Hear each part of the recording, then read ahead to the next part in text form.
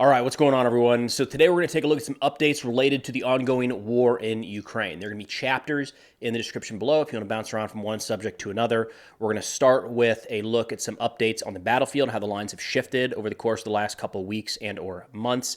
We're going to talk about the U.S. aid package to Ukraine, how some of that is being used already on the battlefield, and then some Russian perspectives on the course of the war thus far. It's a lot to get into, so I'm glad you're here.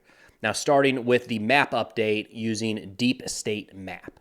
So Deep State Map is a publicly available source. I'll link it in the description below. They've done a pretty good job throughout this conflict of being pretty consistent in showing changes on the battlefield as they're reported by Ukraine and or Russia. They're going to make mistakes. All of these mapping services make mistakes, but by and large, I found Deep State to be pretty consistently reliable throughout this war. So there's a couple key areas I want to focus in on here where the Russian offensive has really taken form, if you want to call it an offensive, over the past couple weeks. They are on the offensive. They are attacking the Ukrainian forces in multiple areas. It's hard to dial in quite yet if you would call this any sort of formal large-scale operation or just kind of the continuation of hostilities at the front. Either way, Russia has been making progress pushing through the Ukrainian lines in two distinct areas that we're going to take a look at. The first is here around Avdiivka. If you remember about a month ago, Avdiivka fell to Russian forces. This was an area that had been fought over for a long time. Significant Ukrainian defenses there. Eventually, Ukrainian forces withdrew to the west. Since then, we are seeing Russian forces push further north and west towards this town that I am most certainly going to mispronounce, Ocheretyne. I think it'll be as close as I can get. And we're going to play a quick time lapse here to show how the battlefield has changed around Avdiivka just over the course of the last couple weeks. Now, a couple notes as we're looking at this. If you think back to there's a difference in how this is being reported between Russian advances and Ukrainian advances, and there's a reason for that. I think it's probably easy to chalk that up to media bias, or it's the Western media is reporting one thing, more excited about Ukrainian advances during the counteroffensive than Russian advances right now. There certainly might be an aspect of that. But if you think back to the Ukrainian counteroffensive in the summer, in the south and the east, every single little village and town that you had never heard of was being called out as Ukrainian forces moved through and liberated them, right? So if you look at this push here from Russia just north of Avdiivka, you probably haven't heard of most of these towns, even if you are following the war, right? They just kind of fall under Russian control, and there's not even a story really about it. You got to be deep in the weeds to have heard the names of some of these towns. But if you go back to this summer, every single village was major news. And you also hadn't probably heard of those villages before the fighting there started.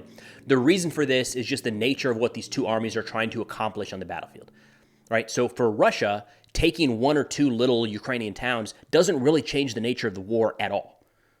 Right? What Russia is trying to accomplish is kind of twofold. A major aspect is the reduction of the Ukrainian armed forces. One little village at a time doesn't do that. It's kind of a step in the right direction, but not really. The other part is the overall taking of all of Ukraine, or a significant chunk of Ukrainian territory. 1 or 2 kilometers at a time, focusing on these little villages doesn't really move that needle all that much.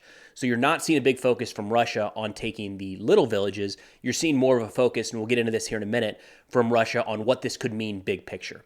Conversely, for Ukraine, every one of these little villages that is taken, and I'm going to shift up here towards Chasiv, the Bakhmut area, the next focus area, every one of these little villages that is taken is significant for Ukraine. It is an area that, when you're talking about Ukraine on the counteroffensive, right? These were areas taken from them by Russian forces, and then Ukrainian military forces moved back in, beat back the mighty Russian military, and liberated some of their territory. So you can understand how villages that you'd never heard of before all of a sudden were very, very important to Ukraine and the top of the news. That is a key objective for Ukraine. Ukraine is not trying to eliminate the Russian military capabilities. They're trying to liberate their territory.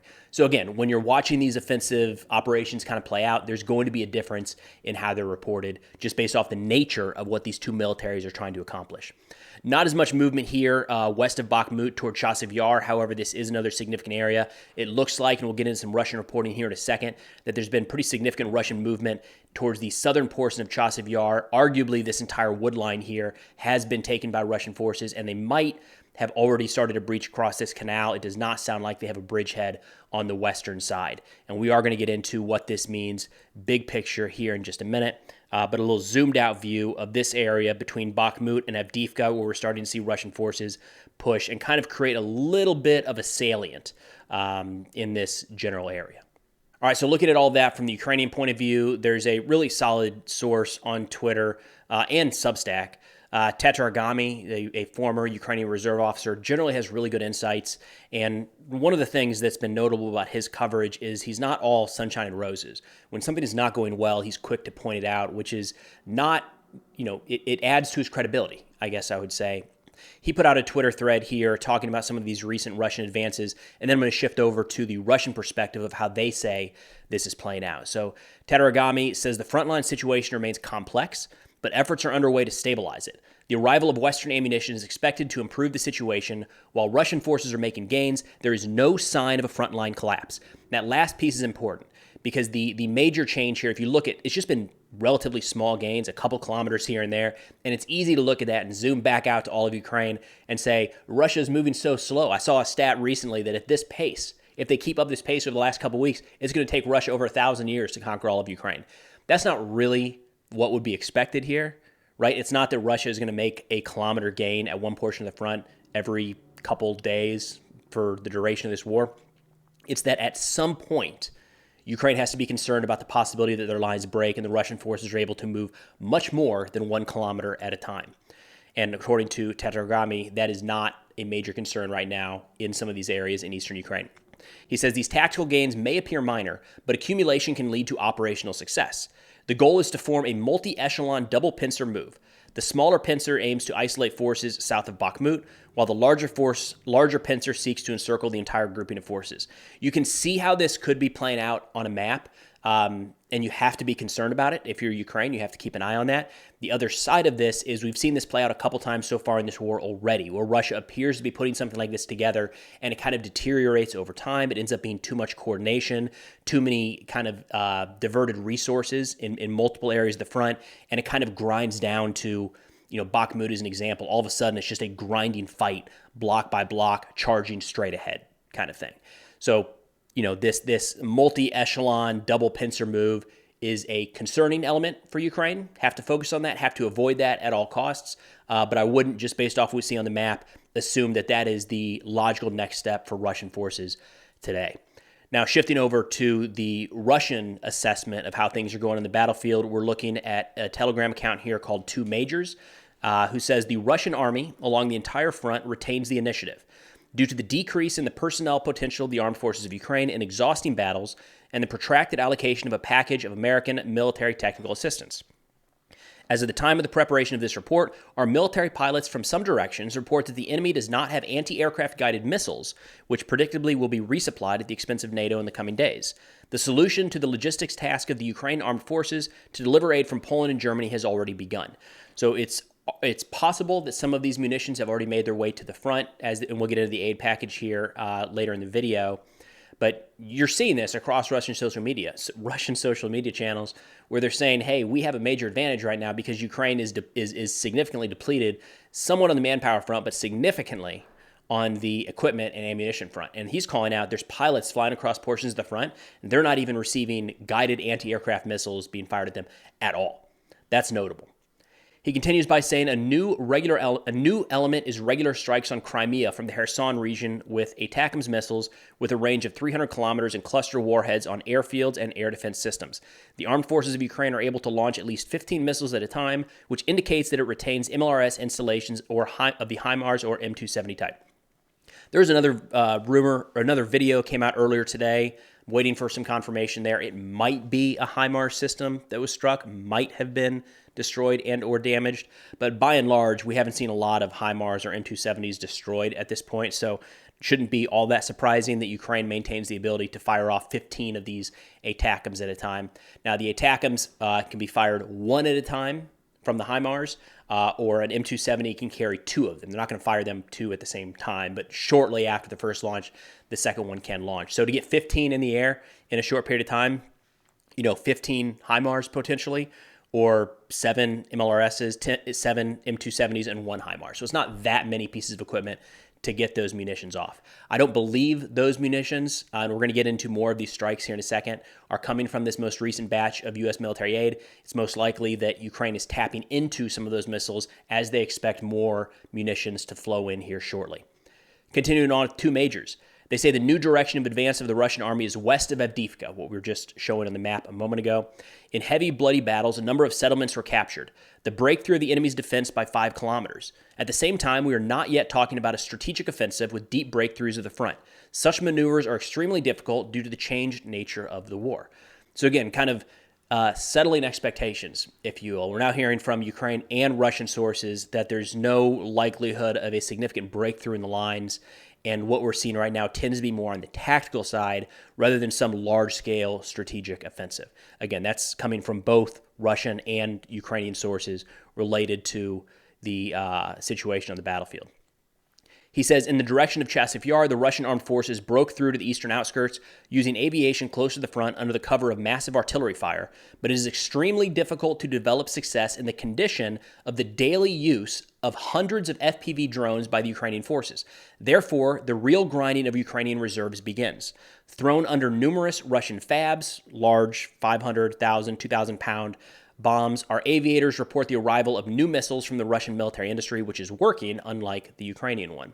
So again, we're hearing this from multiple sources across the front that any sort of rapid advance is very, very challenging. And Tatarigami hit on this earlier as well, saying much of the Russian advance has been slowed and depleted by regular infantry and FPVs because there's not as much artillery to be used at this point in the fight.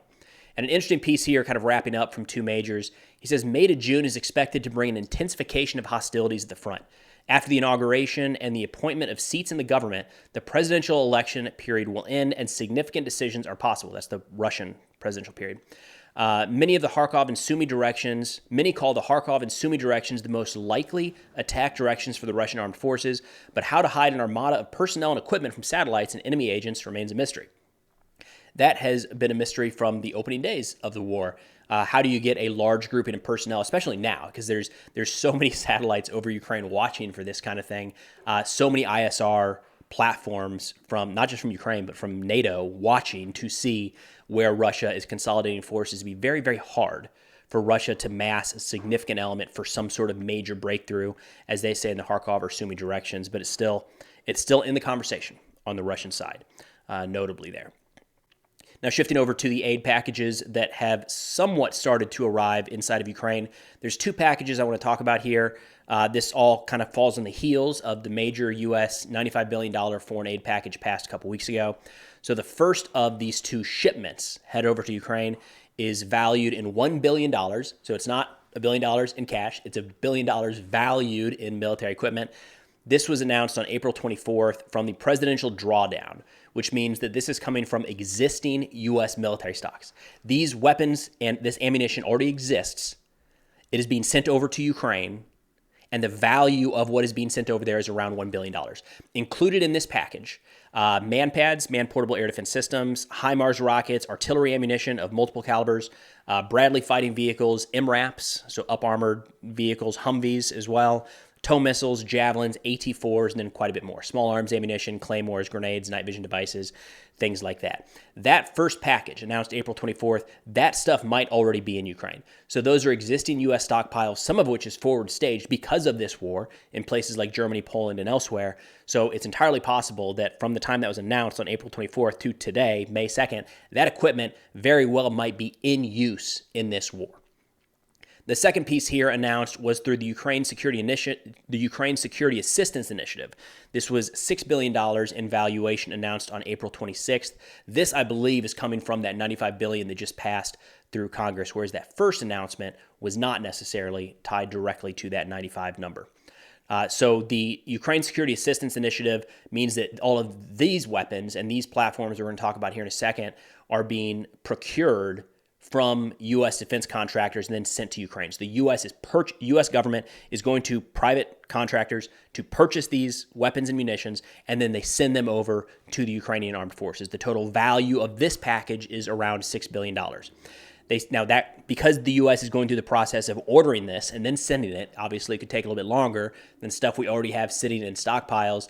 However, there is some news coming out that some of the Patriot missiles and 155 millimeter artillery ammunition could be front-loaded and could make its way to Ukraine faster than anything else. However, the rest of this package, the one announced on April 26th, includes additional Patriot and NASAMS air defense systems, counter-UAS systems, Switchblade and Puma loitering munitions, air defense radars, and equipment then, it's kind of vague, but really important, equipment to integrate Western air defense system with Ukraine's air defense systems. So the two systems don't talk very well.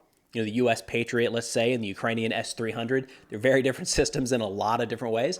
And it sounds like what they're trying to do, I've heard rumors of this, haven't heard that it's been effective, but they're trying to find a way to integrate that entire network together so they could hand off targets if needed and communicate back and forth. I don't believe they're capable of doing that today, or if they are, I haven't heard much about that.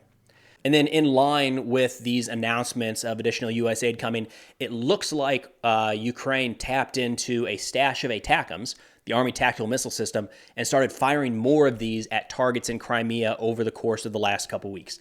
Again, I don't believe that these are munitions that just arrived in Ukraine. In all likelihood, these were ones that Ukraine had available and they were holding on to them, maybe rationing their use. And then as soon as news came that more would be coming in the next couple days or weeks, they started firing these off at targets in Crimea. So looking at Rybar, a Russian source here, they say during 3 missile attacks, more than 30 ATACMS missiles were fired. Their use has been noted before, but after the official announcement of a new aid package, the armed forces of Ukraine only started using ATACMS. They're only using ATACMS in some of these missile strikes. They say as the May events, primarily the inauguration of the president of Russia, approach, the number of strikes will increase. So far, looking at the selected targets, the enemy's task is to maximize the reduction of the combat capabilities of air defense units. That's why they continue to use ATACMS with cluster warheads. These are effective. These are pretty effective munitions, and kind of mixed bag on what Russia says they're able to shoot down versus what gets through. We're continually seeing fires at locations throughout Crimea. Not as good battle damage assessment publicly available as we've had in the past. There have been some cases where we very quickly get pictures showing destroyed airfields, destroyed air platforms, and the like, and you know, S-400s, S-300s. Not seeing that as much in the last couple weeks, but that information still might be yet to come out. Either way, Russia is continuing to acknowledge that there's a significant number of these ATACMS strikes happening in Crimea day in and day out. Now, Russia had an exhibit of sorts this last week. It's a big time in Russia, early May, and they had an exhibit where they showed off, and I'll show a bunch of pictures here and some videos. They showed off Western military equipment that they have captured in Ukraine. So this is, and you can see these are kind of dolled up a little bit, right? They add some flags to show exactly where these different weapon systems came from, but there's a lot. You're going to see some U.S. military equipment here in Russian hands being displayed in Moscow. Not a good look. Don't like seeing that, but nature of the beast. So in this display that we're running through, they show equipment from the U.S., Great Britain, Germany, France, Sweden, Finland, Austria, Turkey, Australia, South Africa. They said Australia again, and Ukraine. And there's a bunch here, right? There's an Abrams tank that was captured recently that's on display. We've got German Marder infantry fighting vehicles, American Bradleys, Mike 113s. I saw a 777 at one point made an appearance. Again, Bushmaster protected vehicles, Humvees, Max Pros, MRAPs, everything, which isn't all that shocking that this stuff has been destroyed and captured on the battlefield. By the way, it's worth noting in these pictures, it doesn't mean that these vehicles are operational, that they haven't been completely stripped down and are burned out entirely on the inside and then been refurbished to a degree. Maybe, on the other hand, some are operational. Either way, significant display going on in Moscow now. You're likely to see a lot of pictures across the internet showcasing these Russian trophies from the Ukrainian battlefields. And then the last note here, there was a significant NATO visit to Ukraine just last week where the NATO Secretary General John Stoltenberg arrived in Ukraine and gave a couple speeches where he talked about how expectations failed. What they were hoping to accomplish for Ukraine failed. However, he's optimistic going forward. He said, I'll be very honest with President Zelensky and also with the Rada that NATO allies have not delivered what we have promised over the last months. The United States spent 6 months to agree to a package, and European allies have not delivered the ammunition that we promised. But now I'm confident that things will change. And there has been a bit of a change. This U.S. aid package making its way through, I think, paved the way in a couple different ways. It showed Ukraine and Europe and NATO that the United States is still invested in Ukrainian success in this war. And it probably, so it's not just going to be additional equipment for the Ukrainian soldiers, but it showed to a lot of our allies and Ukraine's allies that we're still all in here. We're still doing everything we can. And I think that's probably going to spur some additional investment from other countries, either inside or outside of NATO. Stoltenberg said the lack of ammunition has allowed the Russians to push forward along the front line.